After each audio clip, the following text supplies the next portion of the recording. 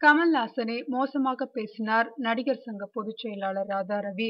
அதற்கு என்னிடம் ஆதாரம் இருக்கிறது என்று குற்றம் சாட்டியுள்ளார் நடிகர் விஷால்.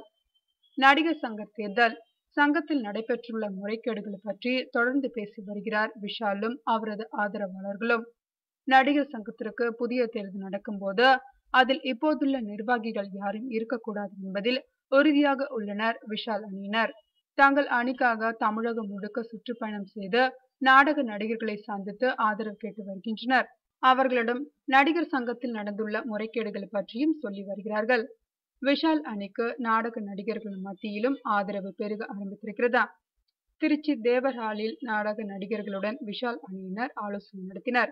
அப்போது பேசிய விஷால், நடிகர் சங்க தேர்தலில் பதவி நாற்காலியை பிடிக்க வேண்டும் என்பதற்காக நாங்கள் ஊர் ஊராக செல்லவில்லை.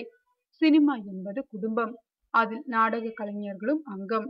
அவர்களின் நலனுக்காக குரல் கொடுக்கிறேன். நடிகர் சங்கத்தில் பல ஊழல்கள் நடந்துள்ளன. நடிகர் சங்கம் பற்றி விஷால் மட்டுமல்ல, எல்லா நடிகர்களும் இனி கேள்வி கேட்பார்கள்.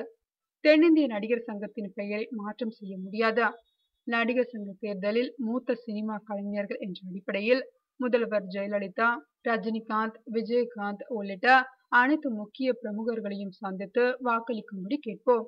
கமல்ஹாசன் பற்றி ராதாரவி மோசமாக பேசியதற்கான ஆதாரங்களை விரைவில் வெளியிடுவேன். கமல்ஹாசன் எங்கள் அணிக்கு ஆதரவு தர வேண்டும் என்பதற்காக இது நான் கூறவில்லை.